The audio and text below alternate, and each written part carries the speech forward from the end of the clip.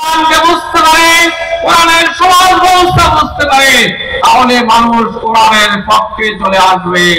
এই জন্য তারা কোরআনের মাহফিলগুলো তারা বন্ধ করে দেওয়ার চেষ্টা করছে। আলহামদুলিল্লাহ, আর কোরআনের তাফসীর মাহফিল বন্ধ করে দেওয়ার কোনো সুযোগ থাকবে না। বাংলাদেশের তৌহিদি জনতা জীবন দিয়েও এই তাফসীর মাহফিলকে চালু রাখবে।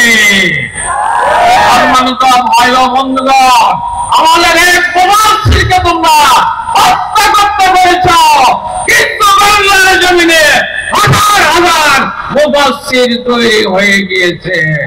সুতরাং কেউ কোরআনের বিরুদ্ধে অবস্থান নেবেন না, কেউ রাসূলের জীবনাদর্শের বিরুদ্ধে কেউ অবস্থান নেবেন না।